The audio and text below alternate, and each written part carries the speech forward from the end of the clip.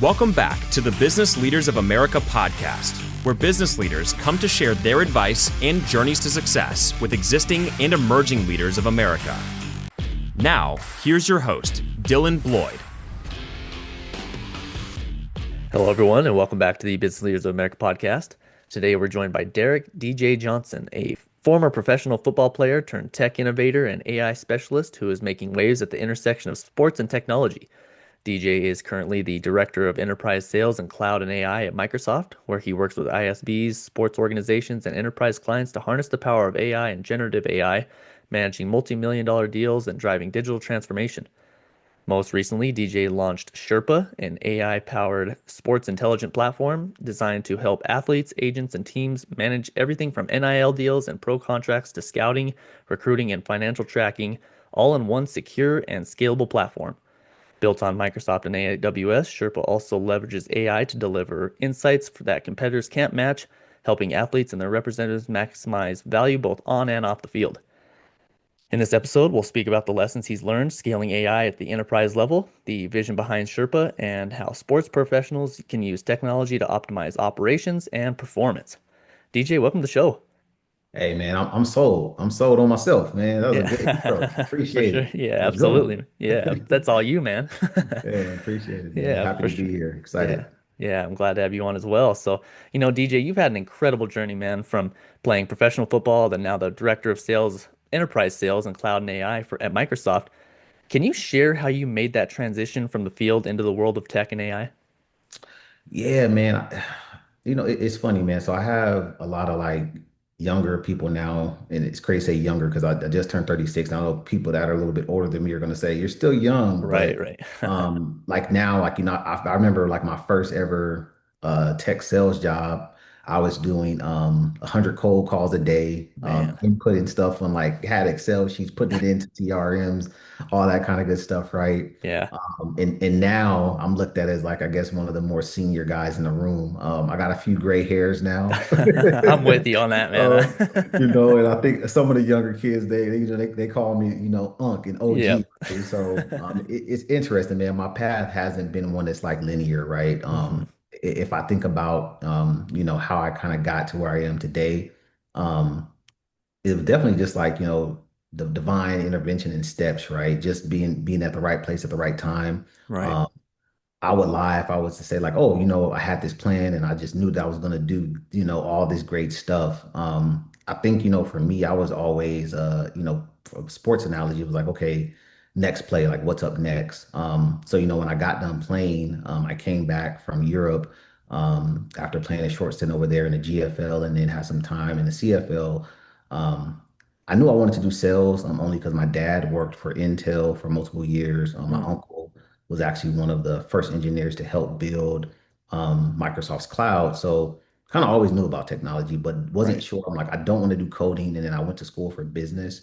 Um, so essentially, started off trying to figure out like, hey, what does an inside sales rep do in technology? What does that path look like as far as career? And I went and got a job for a, small ISV, and it was doing, like I said, 100 cold calls a day, a bunch of email outreaches. But I'm telling you, man, like I look at it now and all the stuff that I do today, and I'm not scared to pick up a phone and call anybody. Right. Right. Yeah. You get enough reps at it, it's like, okay, this is no big deal, right? Pick up the phone and make that call. Yeah. But I think for me, I was just always open-minded too, right?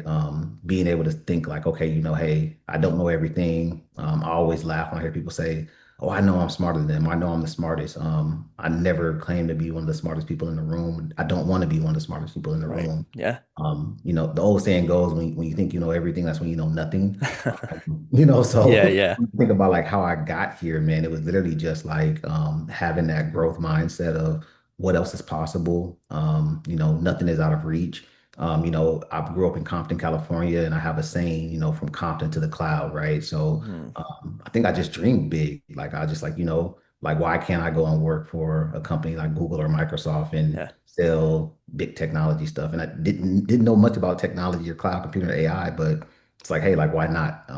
And that belief, along with my belief in God, he definitely got me here today because none of this would be possible without him. No, you're absolutely right. I think that's something that a lot of people believe in as well, is that if they don't have a background in technology, then they can never get to those heights, right? You learned everything from, hard work and dedication and getting to where you are now, Yeah. so it's truly amazing. You're an inspiration, man. Yeah, I appreciate it. I appreciate it. That's what some would say, right? Yeah, no, Yeah. absolutely. Yeah, for Yeah. sure. So at Microsoft, you've managed multi-million dollar deals and helped major organizations harness AI and cloud solutions. What are some of the biggest lessons you've learned about selling and scaling AI solutions at the enterprise level?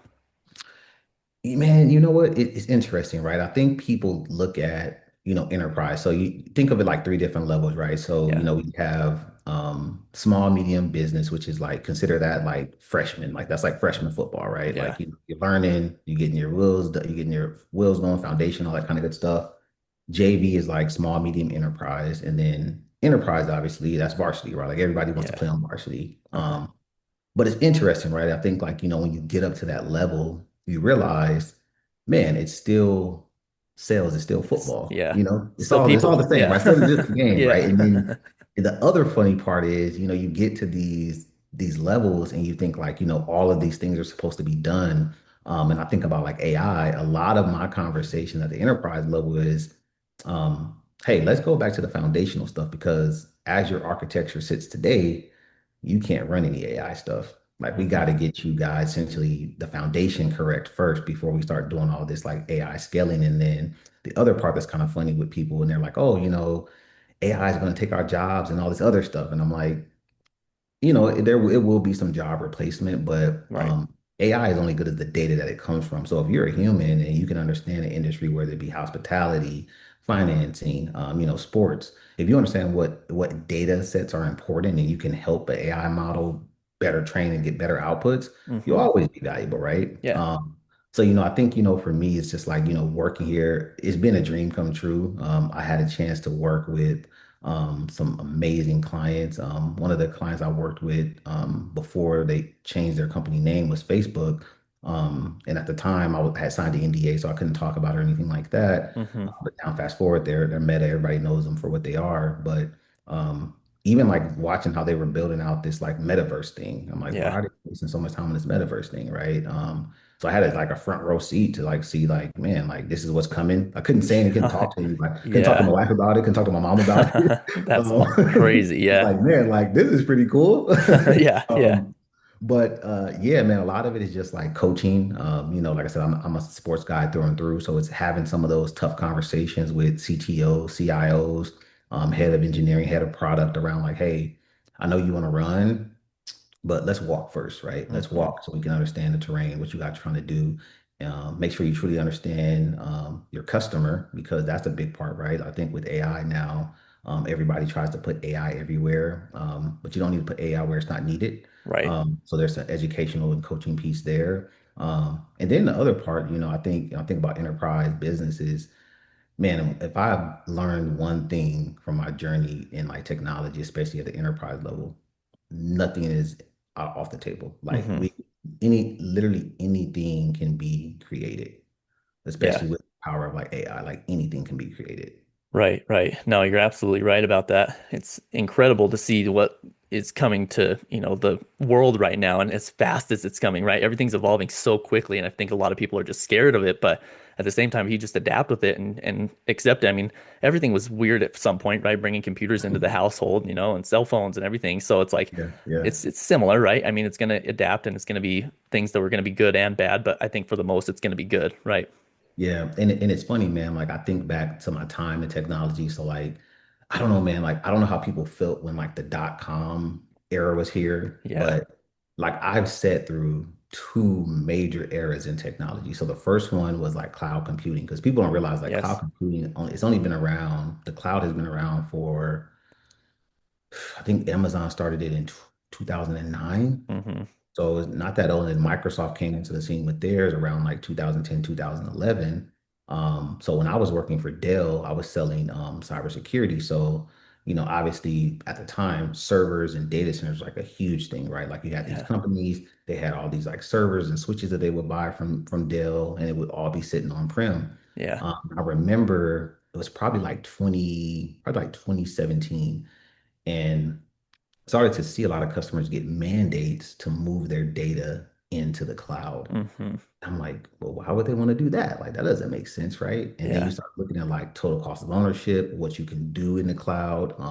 I don't even think Edge was, I think maybe like AI, edge computing was like a thing at the time, but it wasn't like widely like talked about. Hmm. So I think about that era, and then I think back, I think right now and fast forward, it's like, man, like this feels the same way with cloud computing. It's not a Yeah. matter of if, but when you implement Yes. AI into your product, what is that going to look like? And then how are you going to do it? So it's been interesting, man. Like I feel super, super lucky because I was thinking about that the other day. I'm like, man, I had a chance to see AWS come on the scene. And now, like, obviously, you got OpenAI, Gemini, Claude, Anthropic, Hmm. all these different things. Just like, man, I lived through two critical eras in technology. Yeah. No, you're absolutely right. I had an opportunity to speak with Dr. Timothy Cho. Okay. He was big on cloud computing. He wrote a book on it when it first was coming out, and Mm. he talked about the exact same thing. It's just that it's not a matter of when, it's a matter of, or not a matter of if, it's a If matter of but when. And yeah, so you're absolutely on point with that. yeah. So I'm glad that you talked about that, and kind of circling back to what we discussed about how you are, it's where you came from, and it doesn't really matter who or where your background is, you can get into tech. So you've mentored and advocated for diversity in STEM, right? So Yep. why is that such an important part of your mission? And how do you encourage more representation in tech?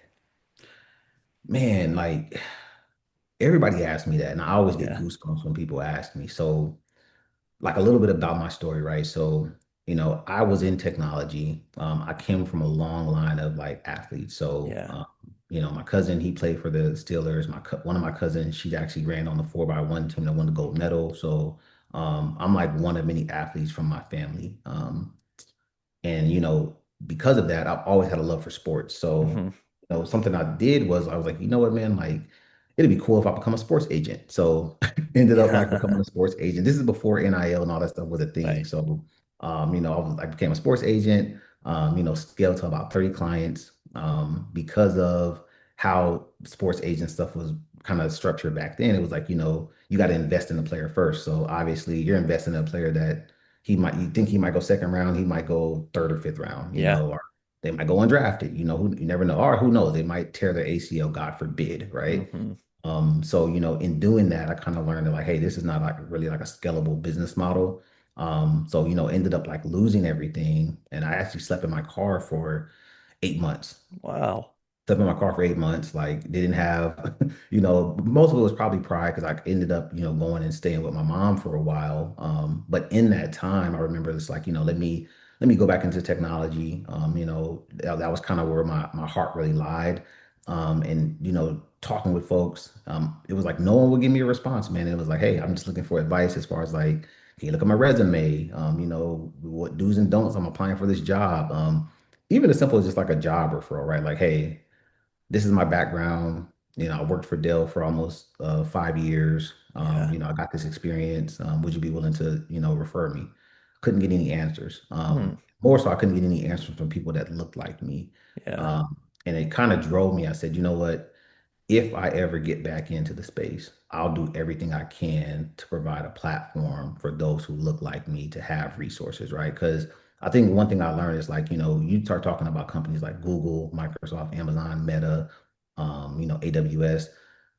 These interview processes are really, really strenuous. right, And to get into a company like that is, and people laugh when I say it, I'm like, it's harder to get into Microsoft than it is to get into Harvard. Like really, there are a lot of smart people out. Like I'm gonna tell you, like, no, I've worked with some of the smartest people in the world. That's why I laugh when people are like, oh, I know this and I know that. And it's like, you're so far off the mark, you don't even have any clue. mm, yeah, And it's something I had to learn too. Like when I came here, I thought I knew everything. I'm like, oh, I know a lot of stuff. I know this. It's like, yo, I was so far off the path, it wasn't even funny. man, Um, but in saying that, I kind of took it upon myself. I was like, you know what? Let me build a nonprofit, that can actually help provide resources of technology that's coming, right? So I partnered with all three of the major cloud providers, and we got like cloud certifications for underrepresented communities. We also had a chance to partner with Apple. They gave us over, I think Apple probably donated in like a 2 year span, probably like 30,000 computers. We oh, that's went into awesome, inner cities and gave those back, like gave those to some elementary students there. Had a chance to actually partner with some folks over at Xbox. We built a coding game for kids to learn, access to like early like coding and STEM programs. So like for me, it was just all about like, hey, like how do I provide some kind of blueprint? That way people have a resource and things that they can actually look and say like, hey, if I do step one, step two, step three, then ultimately I'll get to step four. Hmm. And then, I do my part to trying to sit on every diversity, equity, and inclusion board possible. I sat on the board of Cal State LA for a while. I sat on a board at Microsoft ERG for a while. So it was just for me, honestly, I was trying to give people something that I didn't have access Yeah. to.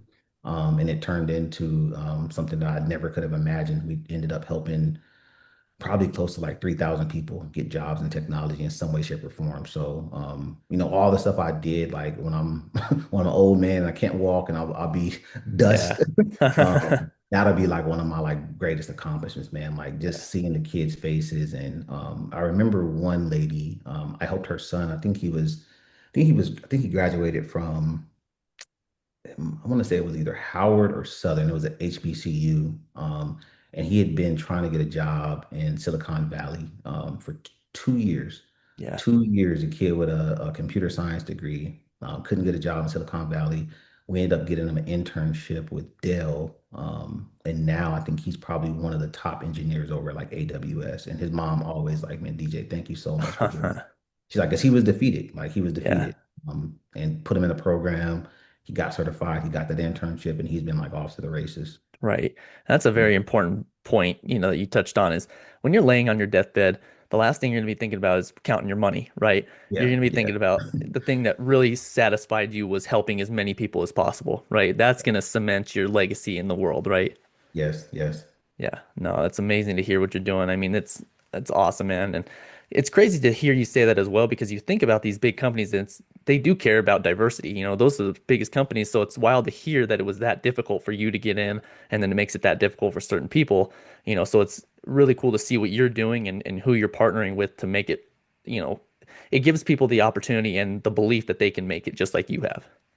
Yeah. And for me too, I think, and it's not lost on me. Like, I think a lot of folks, that come from where I came from or look like me. I mean, some of them are like, hey, you know what? I don't want to, not say I don't want to lose my spot, but it's like, hey, like if I get too, out of the pocket or out of the box, then, I might end up, losing my position. So, and that's something I've had to like, think about as I've like gone up the ranks. But, Yeah.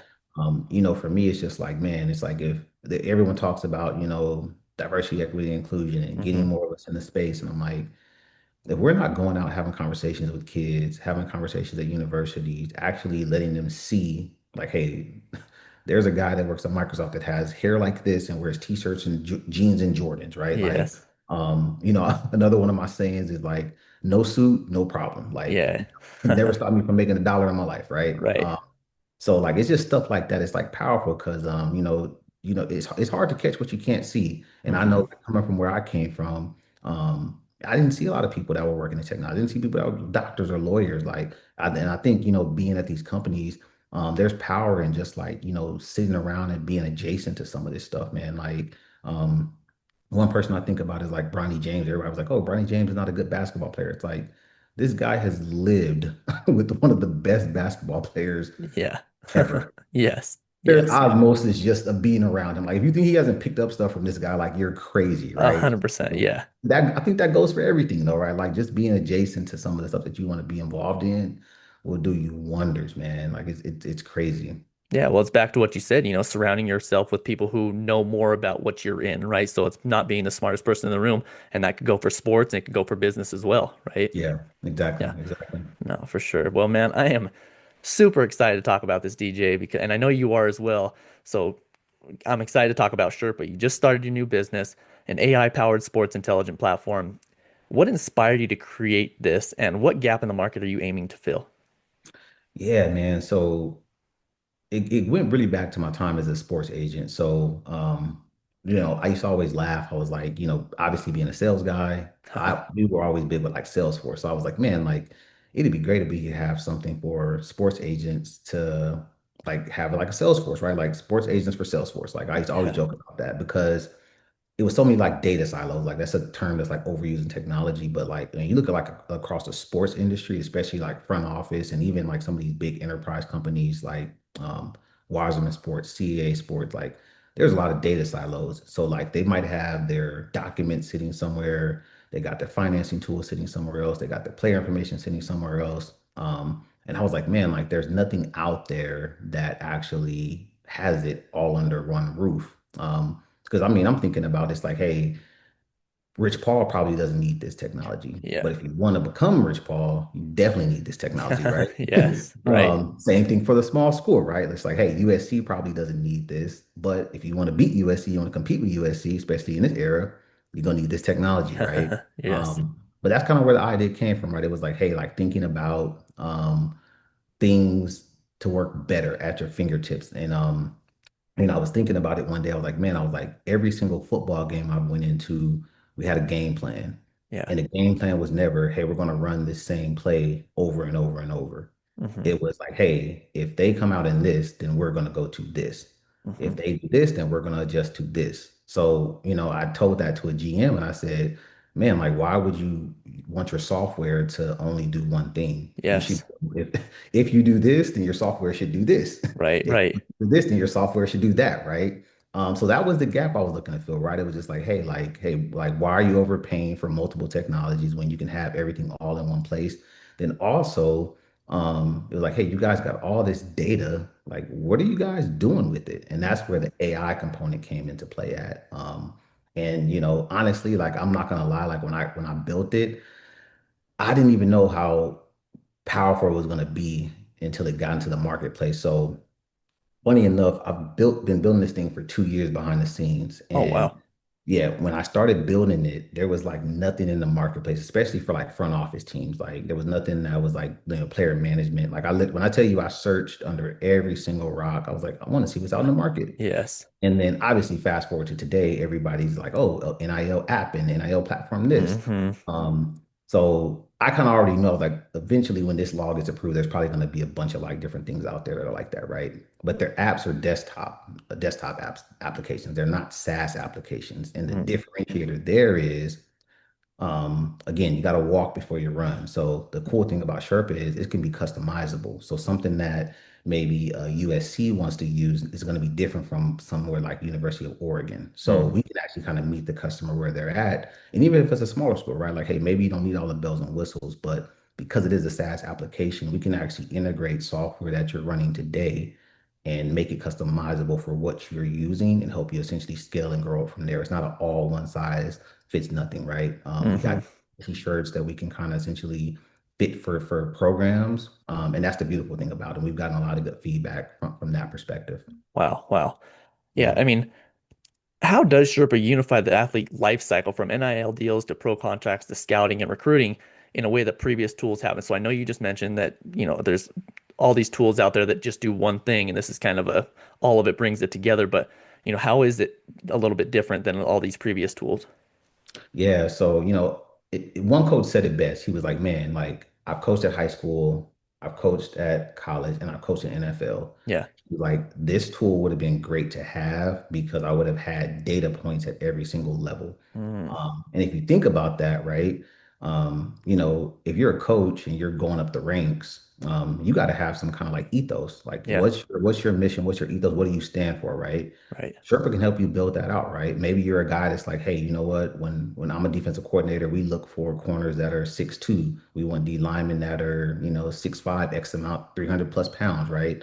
So all that stuff essentially kind of helps you build out your, I guess, like kind of go to market strategy, but coaching strategy. And the same thing for an agent, right? Like if you're an agent and you already know that, like, hey, there's this five-star quarterback that we want to sign, but maybe he's talking to some of the other big agencies. Okay, well, help me define under scouted prospects in a certain region, right? Or like, Yeah. hey, show me where some of the best point guards come from that might be underrepresented, right? So those are kind of some of the things that like Sherpa does really well. I think the other thing that it does well is you start talking about like end to end, like life cycle management, right? Like a contract, right? When I think about like a coach from a coaching and scouting perspective, and even from an agent perspective, there's so many times where teams and agencies are spending mm, thousands of dollars, probably close to millions of dollars on recruiting a player. Hmm. Something that's in our platform is the ROI on that, right? It's like, hey, Okay. how much are you spending? What areas are you spending it on? Where is that? Where are you ranked on that player's priority list? Especially for the team side, does it make sense for you guys to continue to allocate funds toward this player? Or should you guys move off and maybe go for some more recommended players that we have that are essentially our AI feature says like, hey, here are some positions you guys are using. Here are some players that actually fit your scheme and system. Maybe you guys should add these guys to your recruiting profile and recruiting board, right? So it's kind of all that stuff kind of bundled up into one that's a differentiator, right? Not if I and if I think about it, I always look at our platform and I'm like, man, you can literally do you can store documents, you can generate documents, you can summarize documents. So that checks the box for the contract Hmm. perspective, right? You also have expenses and budgeting, which checks the box for another financial software, and then the scouting and recruiting component. I can't tell you how many coaches I've talked to that say, "Man, we got this recruiting software and it is horrible.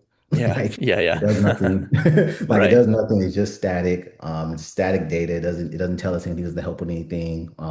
So, that's our selling point too. It's like, hey, like we can help you guys lower your total cost of ownership also with scaling as you guys grow. Because something that I'm seeing, especially in the college football space, is these GMs, they're new position. Some of them might be, new to that role. Like maybe they weren't a GM in the past, so this is their first time being a GM. They got to prove themselves, right? There's no more, we don't know where that money is going. Hey, Yeah. we're giving you $20 million a year. It might be $15 million out of that that's going towards football. Hmm. I'm almost for certain that these head coaches, these athletic directors, these collectives are going to want to know how that money was spent.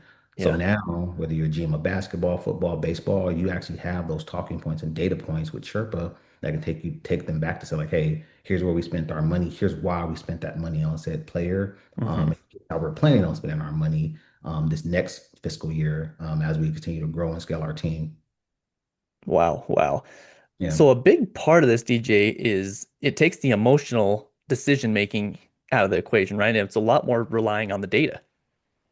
Yeah, and so that's the other part too, right? I Yeah. laughed. One coach was like, "Well, I don't have to think about anything." I said, Exactly. Yeah. I said, look, you still got to think, right? Our goal is simply to help you leverage your options, right? Yeah. Hey, here's option A, B, and C.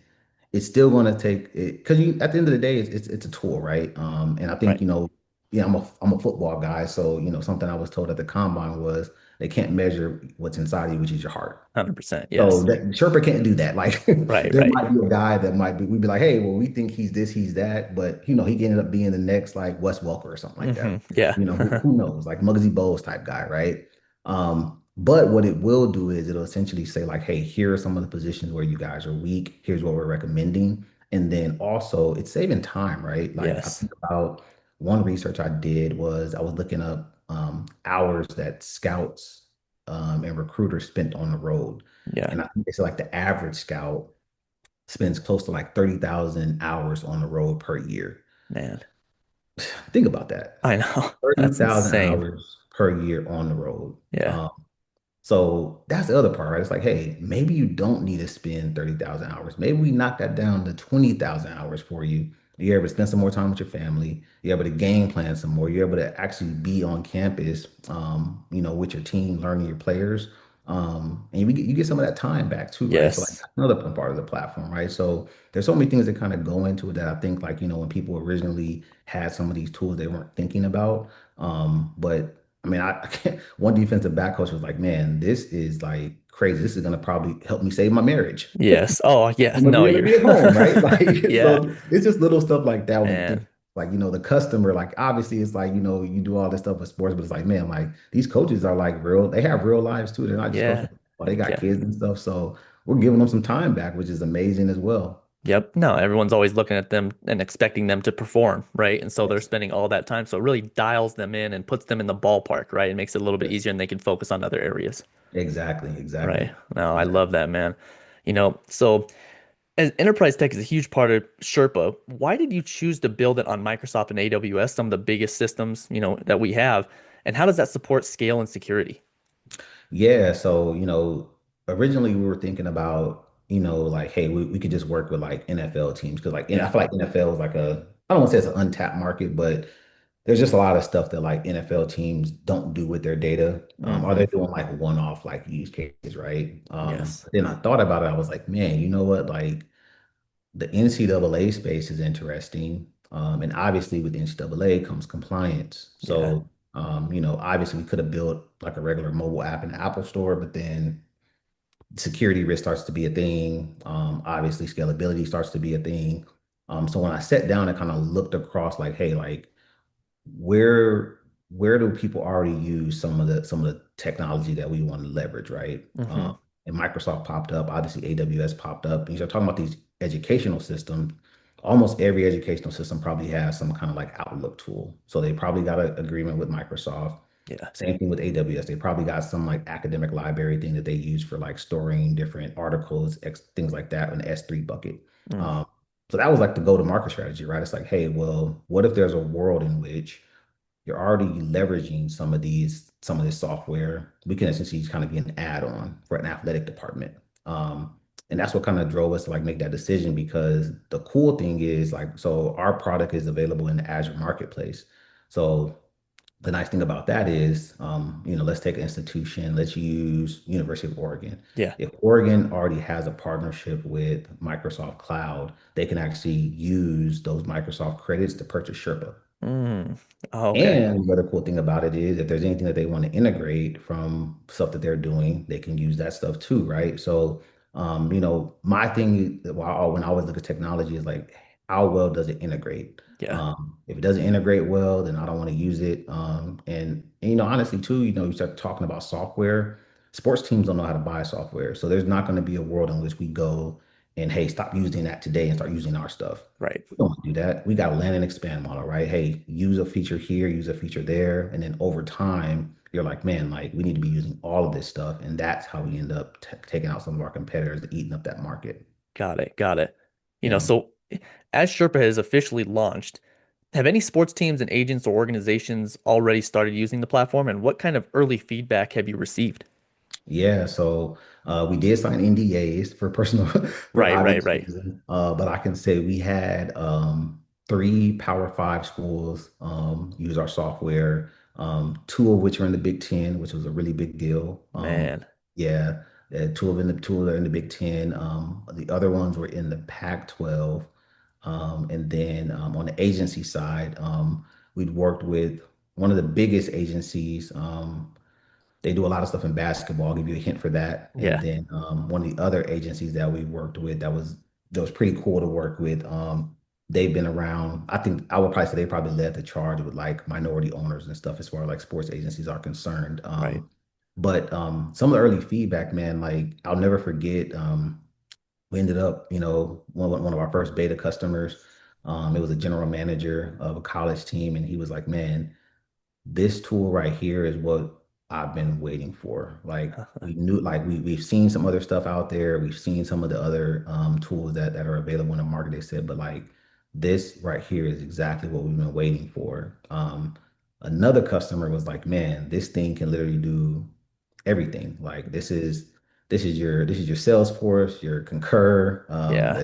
like a scouting tool that they have out there. They're like, this thing is everything all under one umbrella. And then one of our bigger clients on the football side was like, we've been searching for a product. We've been pitched a lot of things. I'm happy we waited for this because Yeah. this is going to be the game changer. So it's been a lot of good early feedback. I think for me, I'm a sports guy through and through. So Yes. like, it's one thing to practice. Now I want to see like how this thing is going to do in the game. Is it the Yeah, game yeah. or just practice guy, right? So Right, right. we Yes. got to make sure we can see if he can do it at scale. But yeah, man, it's been an amazing journey. Just like me playing football and being involved in sports, being a huge like basketball guy. We worked with two NBA teams, which has been like phenomenal, like getting their feedback. So it's just been one of those things. It's like, if I'm being honest, I didn't know if it was going to be this big. Yeah. I thought it was going to be something like, oh, maybe a few people use it and it could be like a side thing, but it's turning into much more, and I'm excited. Into I'm a excited for the future of it. yeah, into a full thing, man. I can't wait to see. Yeah, Yeah. I yeah. can't see I can't wait to see what this is going to be like in a year, man, because all these top schools are going to see who's using it and they're going to be seeing this climb, and they're going to be like, man, we got to get on this. And the greatest part about that is the fact that it is fully customizable. So it's not that you're just giving them the same information, they're using the same thing to get the same players. They're building it to where it's going to work for them and they're going to be able to utilize it to the best of their ability.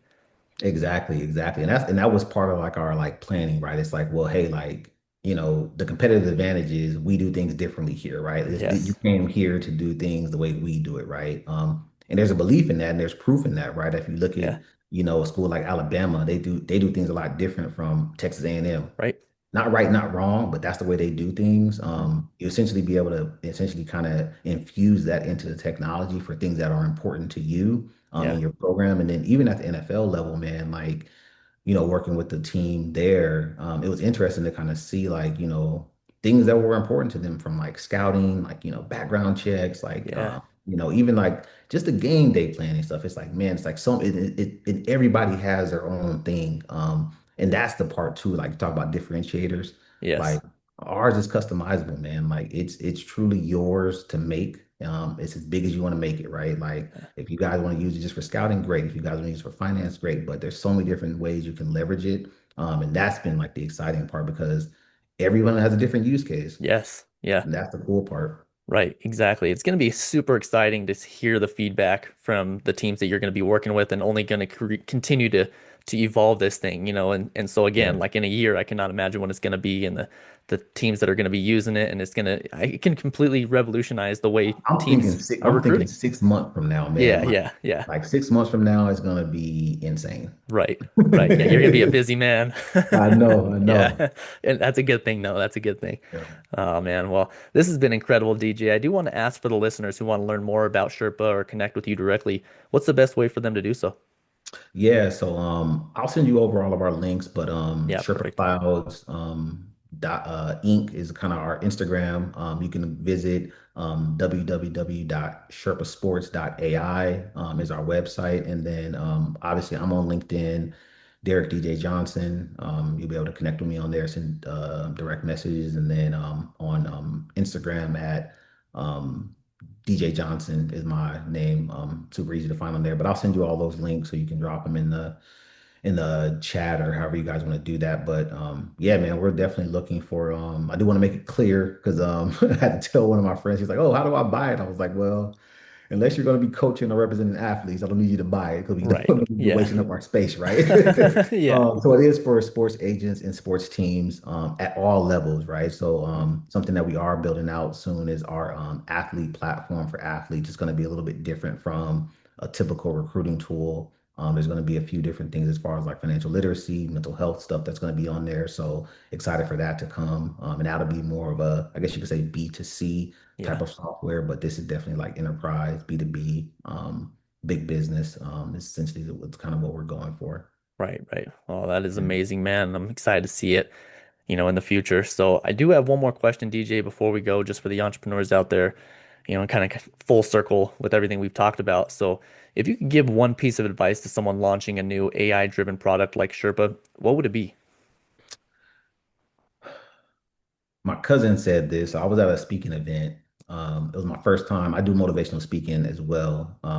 And I did an event with my cousin. He works at NVIDIA.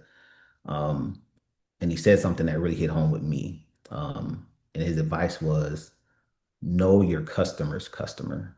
Hmm. So you start thinking about AI, right? Like AI, I think people are like putting it everywhere. And then some people it's obviously a buzzword too, right? I've seen, especially Silicon Valley, I've seen a lot of people get funding because their solution has AI in it, which is, I'm not here to deem anybody as good or bad, but it's just more so interesting. Hmm. So if I were me, and especially like going back to like what I built, I did a lot of research and development, man. A lot of research and development. I remember someone telling me, they said, "Oh, you don't have enough time in the saddle to know who's the right person to be selecting like your product or buying your product." And I'm like, I gotta disagree, man. Yeah. Like, I Yeah. spent a lot of time talking on the phone to people. and obviously, like, time is the one thing you can't get back. Yes, And, exactly. and when I'm talking to coaches, GMs. I had a chance to talk with like owners, and then for somebody to say, "Well, you don't have enough time in the saddle, you don't know it," it's like, I don't think you know. You Yeah. haven't used technology. You don't know what it looks like. You don't know what we're really trying to do. Yeah.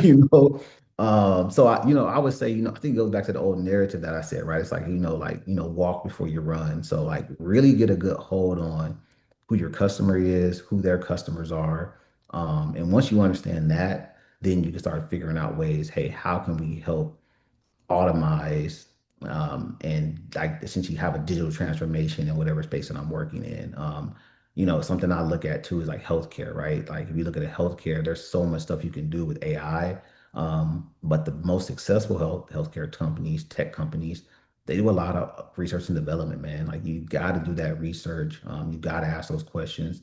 I was talking with a guy over at Y Combinator, and he said the reason why most startups fail it's not because of an idea, it's because they're trying to solve a problem that's not really there. Mm, And hmm. that's where that research comes into play at, right? Like I can't, and I talked to coaches, they were like, man, we just want a place where we can manage our depth chart. Hmm. We can just manage our depth chart on our phone. Like that'd be amazing. And then, Yeah. other guys are like, man, it'd be nice to see which players are leaving. Like it'd be nice to be able to add notes. And then you start talking to GMs are like, well, our thing is contracts, right? Like we just wish we could send off a contract in minutes versus having to do back and forth with legal. Hmm. Again, it's that learning, right? Like learning your customer, learning those pain points, and being able to solve a real problem that's there because a lot of founders they end up spending tons and tons of money to try to solve a problem that, to be quite frank, it just doesn't exist. Yeah, exactly. Yeah, have a niche. It's great to have niche businesses, but at the same time, make sure it's solving a problem. Like you said, do your research. You have to do that research, man. That's the one thing I tell every single entrepreneur, whether you're doing like clothes or, you might be want to start your own law firm or whatever it is, right? Like, just do your research, right? Like, you got to really understand, like, hey, what problem am I solving? What is what is your industry vertical like upside, Yeah. right? Like Yeah. when I picked to do Sherpa, I was like, man, it's essentially like the sports software upside for by 2028 was like almost like $200 billion. Wow. $200 billion. Yeah. I don't need all $200 billion. Just give me 5% of Yeah. that. Yeah. Like Exactly. it's like understanding your market too, right? And like that's Hmm. why I laugh. People are like, well, like, do you think people are going to use it? And it's like there's three clouds in the world. You got Microsoft, AWS, and you got Google. Hmm. No one uses just one thing, right? Right. And honestly, I don't expect them to do that, right? Our goal is to essentially try to get, 1 to 5% of the market share from some of our competitors. And if we have loyal adopters like a Nike, then great. Yeah. But that's the way the world works, right? No one buys just one thing. They want that choice to diversify portfolio like any investment. Yeah. Um, and we're offering them something a little bit different for what we have on our side of the house over here at Sherpa. Awesome. Awesome. Yeah. Well, man, I know it's been a long time coming for you. Everyone's going to see the final product, but for you, 2 years ago, starting this business, and now it's coming out. Congratulations, man. It's Man, pretty. early nights and late mornings, Yes, man. sir.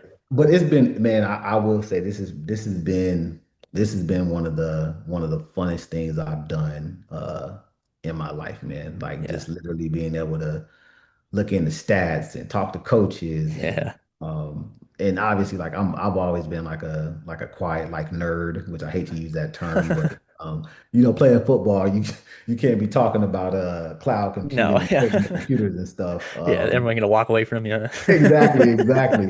So it's been good to just be able to kind of Yeah. like geek out on like, statistics and how do I want this AI agent to do this and look at that. And then Yeah. it's almost like playing a game, man, because I get Yeah. to come up with these ideas, we put it in the software, and then I get to like mess around and play with it. Yeah. So that's been fun too. Like Yeah. it's Yeah. For been an sure. amazing journey, Yeah. man. It's the best of both worlds for you, man. Yeah, man. I'm like Yeah. I'm like a kid on Christmas every You day. are. For sure. For sure. Yeah.